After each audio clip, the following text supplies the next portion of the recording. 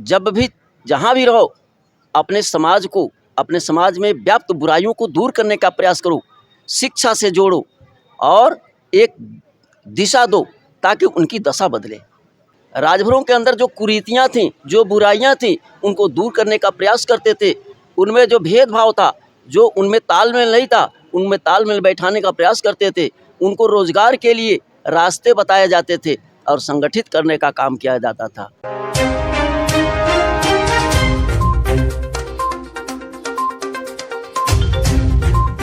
हमारे साथ पिता तुल्य बाबूजी हैं और काफ़ी उम्र हो चुकी, देवरिया से बिलोंग करते हैं। क्या कहेंगे समाज को? आपने आज आपकी उम्र हुई, समाज को कितनी तकलीफ़ें सामना करना पड़ा, आज समाज कहाँ से कहाँ पहुंच चुका है आप देख ही रहे हैं। क्या कहेंगे आपकी उम्र से लेकर अब तक का कितना बदलाव हुआ है राजभर समाज में? सबसे पहले हमारे चैनल में आपका स्वागत है। मैं राजभर एक्सप्रेस का चैनल देखकर पहले आपका परिचय दीजिए। मेरा नाम राधेश्याम राजभर है।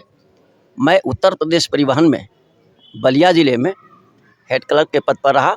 2010 में मैं रिटायर हुआ और इसके पहले जब पढ़ रहा था उस समय 1968 में मेरे यहाँ महात्मा महादेव राय गए और उन्होंने हमारे यहाँ मीटिंग किया और उन्होंने कहा, बेटा सोते जागते जब भी जहाँ भी रहो अपने समाज को, अपने समाज में व्याप्त बुराइयों को दूर करने का प्रयास करो, शिक्षा से जोड़ो और एक दिशा दो ताकि उनकी दशा बदले। और मैंने पहल करना शुरू किया। नौकरी में रहते हुए मैं समाज के लिए, कुछ हमारे समाज के नेता थे, उनके साथ गांव-गांव जा कर के 6 दिन बलिया रहता था। एक दिन मैं देवरिया जा कर के और गांव-गांव जा कर के मीटिंग करते थे। राजभरों के अंदर जो कुरीतियाँ थीं, जो बुराइयाँ थीं, उनको दूर करने का प्रयास करते थे।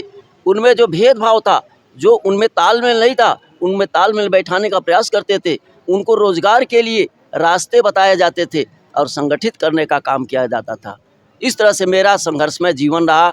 मैं 91 में वोट क्लब पर माननीय सुखदेव राजभर जी के नेतृत्व में 21 दिन धरना पर रहा और वहाँ दिल्ली के जेल में भी मैं गया और वहाँ से छूटने के बाद मैं घर आया। लेकिन वो पीड़ा नहीं गई जो आज राजभर समाज की पीड़ा है, जो तकलीफ़ है, जो आर्थिक स्थिति है, जो शेड्यूल कास्ट से भी, अनुसूचित जाति से भी बदतर इनकी हालत है। इसलिए कि समाज में भी कुछ गड़बड़ियाँ हैं, समाज में भी कुछ कुरीतियाँ हैं, समाज में भी कुछ व्याप्त बुराइयाँ हैं। उसको वो अपने असर से नहीं निकालना चाहते, वो बुद्धि से नहीं कमाना चाहते।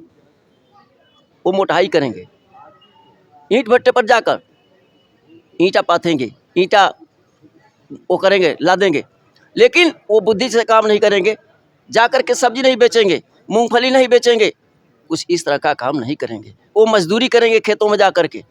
तो हम लोगों का हमारा अपना एक सुझाव था, विचार था। हमने आज तक मेरी उम्र 72 साल की हो गई, रिटायर होने के बाद भी मैं समाज के लिए हर जगह जहाँ भी समाज के लोग मीटिंग करते हैं, रैली करते हैं, सेमिनार करते हैं, वहाँ मैं जाता हूँ, अपने खर्चे से जाता हूँ और जा कर के समाज को जागरूक करता हूँ। हम महाराज सुहेलदेव के वंशज हैं। हमारे चाचा मिलिट्री में थे और उनको जो है तमगा मिला था, बहुत सारे उनके जो है अंग्रेज़ों ने उपहार दिया था और अवार्ड्स मिलने के बाद उन्होंने कहा कि हम महाराज सुहेलदेव के वंशज हैं। हमारा सर ऊंचा उठ गया और उस समय से मैं राजभर समाज में थे, लेकिन वो राय लिखते थे, राय बहादुर के खिताब से उनको नवाजा गया। तो मुझे फ़ख्र था कि हमारे चाचा जी अंग्रेज़ों के ज़माने में वो लड़ाई में रहे और उनको इतने अवार्ड्स मिले। मुझे बहुत खुशी हुई और मैं जगह जगह जा कर के आज 2 साल से यहाँ छत्तीसगढ़ में मैं आता हूँ और महाराज सुहेलदेव की जो जयंती मनाई जाती है, जो कार्यक्रम किया जाता है, वो सराहनीय है। मैं उसकी भूरि भूरि प्रशंसा करता हूँ और मैं चाहता हूँ कि समाज के लोग, हमारे समाज में कोई प्लान देने वाला नहीं, कोई योजना बनाने वाला नहीं है, कोई हमारे में कोई क्वेश्चन उठाने वाला लोकसभा में नहीं था। हम लोग की पीड़ा थी तो बब्बन जी को हम लोगों ने MP बनाया। 6 महीना घूम करके, सतुआ खा करके, रोटी सब्जी खा करके, चावल भात और सब्जी खा करके बब्बन जी के लिए हम लोगों ने जो है 6 महीना हम लोगों ने संघर्ष किया और उनको MP बनाया। मेरे अंदर वो पीड़ा थी, मेरे आंखों से आंसू आती थी कि कोई, जब मैं दिल्ली गया 84 में दिल्ली गया, अनशन पर बैठा, तो उस समय इंदिरा जी जिंदा थी। उन्होंने कहा कि मैं सर्वे करवा करके और इस समाज को अनुसूचित जाति की सुविधा दूंगा, लेकिन 30 अक्टूबर को वो दिवंगत हो गई और हमारे सपने अधूरे रह गए। आज भी हमारे सपने अधूरे हैं। हम चाहते हैं कि हमारे समाज को जब तक आरक्षण नहीं मिलेगा, इनका सुधार नहीं होगा, इसलिए कि सबसे निचले पायदान पर हैं। कुछ लोग विरोध भी करते रहे, कुछ लोग ऐसे रहे जो विरोध करते रहे कि हम अनुसूचित जाति में नहीं जाएंगे, अनुसूचित जनजाति में नहीं जाएंगे।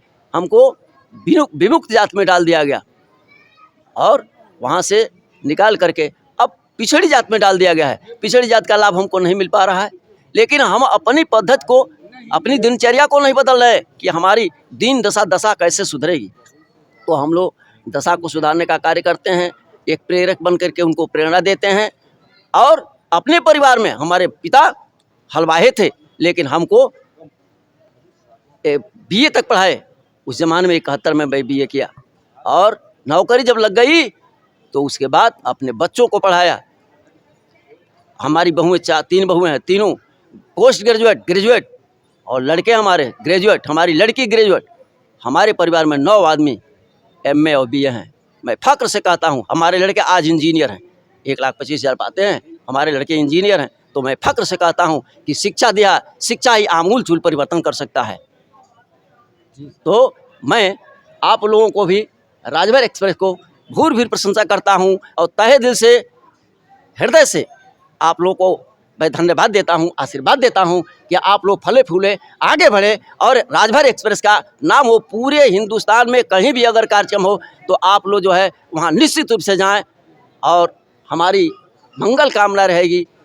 महाराजा सुहेलदेव जी से भी उनकी प्रार्थना करूँगा कि आप लोग आगे बढ़ें और ये राजभर एक्सप्रेस को जो है अपन इसके जो है चतुर्दिक दिशाओं में इसका आप लोगों का जस फैले। बहुत बहुत धन्यवाद। तो ये हमारा वीडियो आपको कैसा लगा ज़रूर कमेंट बॉक्स में बताएं। तो मिलते किसी अगली वीडियो में। जय हिंद, जय भारत, जय महाराजा सुहेलदेव राजभर जी।